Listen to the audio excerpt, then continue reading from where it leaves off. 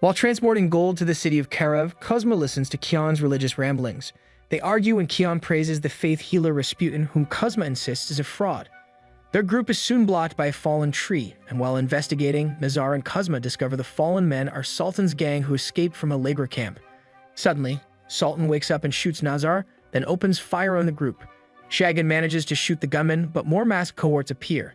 Shagan is eventually shot, while Kion prays only to be shot by Cosma for helping the attackers. Cosma then holds Shagan at gunpoint, but when Shagan's dog, Thunder, bites one of Cosma's allies, Shagan breaks free and shoots Cosma. Amid the bloodshed, one of the masked men, Timos, removes his disguise, horrified. Outnumbered, Shagan backs into a frozen lake, which breaks under his weight, causing him to sink.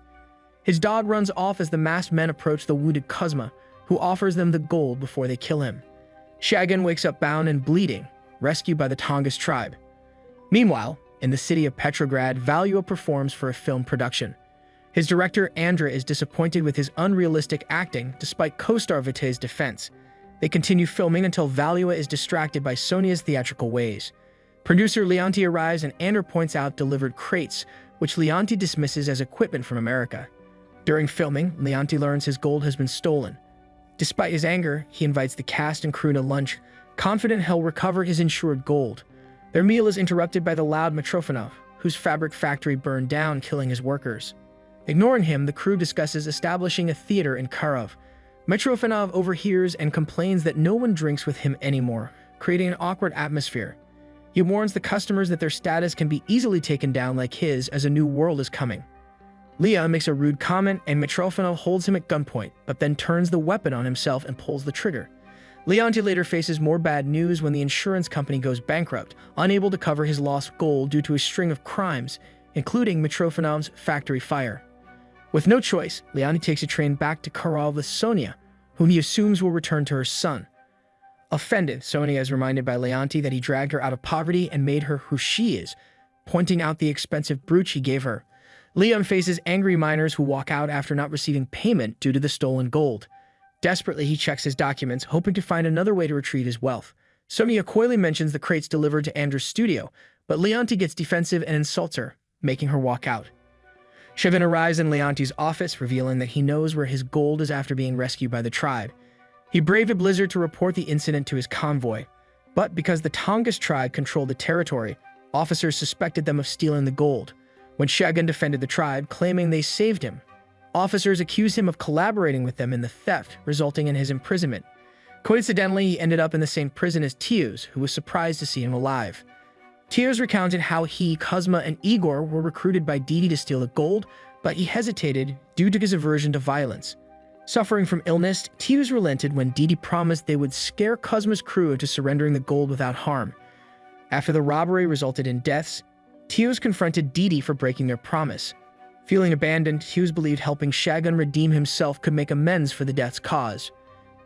Teos had a coughing fit and Shagan fetched him water, only to return and find him dead moments before the collapse of the government led to prisoners being freed. Amid celebrations, Shagan found a map in Teos' pocket revealing the gold's location. Unbeknownst to Shagan, Didi was involved with the Russian army, stationed at headquarters the year before. A younger soldier, Sokolovsky, recounted seeing Didi with a woman who left him for a wealthy man, interrupting his story. Meanwhile, Delki urged the group to play Cucko, a game where the Cucko survives while blindfolded hunters seek him. Didi dealt the cards, selecting Sokolovsky as the Cucko.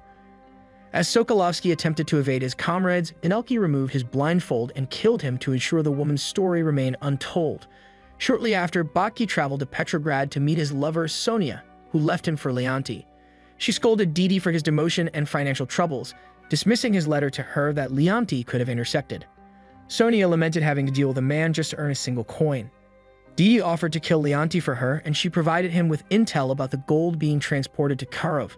Excited about their future wealth, they celebrated in bed.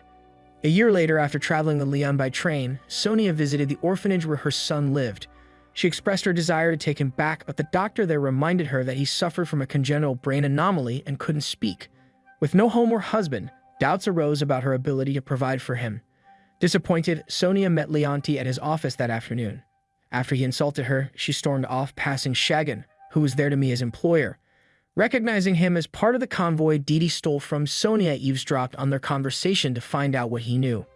Alarmed by her discovery, she later met with Didi, who showered her with kisses, but she warned him to be discreet since everyone in town knew her face. Didi revealed the gold was hidden under a mountain, but Sonia cautioned him that Leon already knew since they failed to kill Shagun. Surprised, Didi realized they needed to dispose of the gold before Leon's men arrived. Meanwhile, Leon's foreman recruited mercenaries including American whaler Jack, Chinese merchant Changin, and pirates Kostya and Lyosa, and an old hunter named Botel. Despite doubts about Botel's age, he proved himself by accurately shooting a rat with a crossbow, impressing Leon. With his team assembled, Leonti tasked them with recovering his gold, promising generous payment. Despite Shagun's story, he believed the Tungus tribe was involved and declared war on them the next day. Shagun led Leon's team into the mountains, where they encountered traps and a bear's skull on bloody branches, a warning from the Tungus about entering their territory. Meanwhile, Ander and his actors opened their theater for a performance, but Sonia, who hadn't arrived, visited an underground brothel to meet her former employer, Mr. Yun. Sonia sought Yun's help to exchange the gold for money and acquire passports for her and her son. Assuming the gold was stolen from Leon, Yun demanded 50% of the sales. Afterwards, Sonia rushed to the stage play. Meanwhile, Leon's group settled around a campfire for the night, and Shagun was surprised to see his dog watching him from the woods, which disappeared when he looked back. The next day, Botel shared that the Tungus white shamans turned into bears and black shamans into ravens, the latter being more powerful. Leon dismissed these beliefs, but they were soon attacked with Lyosa shot by an arrow. After taking cover, they realized the Tungus had left, firing warning shots. Sonia returned to the orphanage to find her son gone, allegedly taken by a family. Near nightfall, Shagun checked the arrow, realizing it wasn't Tungus-made, and Botel found their enemy's camp. Leon gathered his men to attack, unaware Shagun was missing. Didi waited by the river with Igor, who shot the arrows to divert Leon's attention towards attacking the Tungus tribe. Shagun reached the tribe first to warn them, but Leon's group followed, leading to a confrontation where Shagun tried to protect the tribe while his former allies attacked. Ke was killed and Shagun escaped with a boy, witnessing Leon capture one of the women and recalling their first meeting when he recruited him. Shagun, previously convicted of murder, was offered a job by Leon to guard his gold, unconcerned about his past as he needed someone capable of ending lives if necessary. To entice him, Leon treated Shagun to alcohol, but the night turned sour when Leon mentioned his deceased wife, whom he had murdered an officer to avenge. Despite this, Shagun agreed to work for Leon with the condition that he stay out of his life after. Destroying the tribe's camp, Leon captured their shaman and interrogated him about the gold. The shaman denied taking it, calling Leon savage for greedily taking from nature.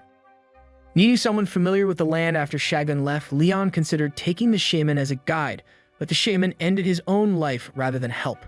With no choice, Leon selected the captive woman as their guide instead. The next day, a drunken mourning Sonia went to work to find her son Sasha with his adoptive parents in the audience. Following them outside, she narrowly avoided police searching for Leon's crates allegedly containing smuggled firearms. Valia and Vida resisted arrest, prompting a gun standoff. Valia seized a gun, urging Vita to do the same, claiming ignorance about the crate's contents. With the police held at gunpoint, they escaped in a boat, which slowed them down and led to fatalities. Meanwhile, Sonia followed Sasha's new family home, devastated to see him happy.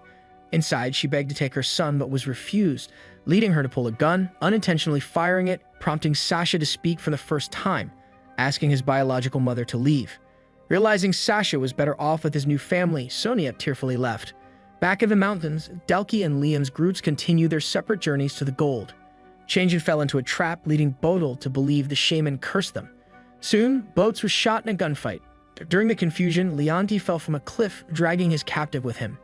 Jack faced off against Eki until Igor knocked him out, allowing Didi to kill him. The captive woman struggled but ultimately chose to help Leon survive. Celebrating, they heard Didi and Igor pushing the gold-laden wagon away. Igor turned on Didi, but before he could shoot, Leon killed him. Confronting Didi, Leon revealed knowledge of his affair with Sonia, insisting she used him. A standoff ensued until Shagun arrived with a boy aiming an arrow. Elsewhere, Sonia was captured by Yun's men, who provided her with documents to reclaim Sasha, but awaited the gold. Accepting her losses, Sonia shot Yun, allowing his men to kill her. Leonti shot Didi, who kicked the wagon of gold off a cliff, crashing into him. Shagun shot the rope binding him to his captive, letting Didi fall to his death with his gold. Sasha's adoptive mother found Sonia's expensive brooch, left for her son. With the battle over, the remaining tribal woman and boy comforted Shagun, who succumbed to his wounds with thunder waiting nearby, finding peace from the violence and greed of his life. Subscribe to watch more videos.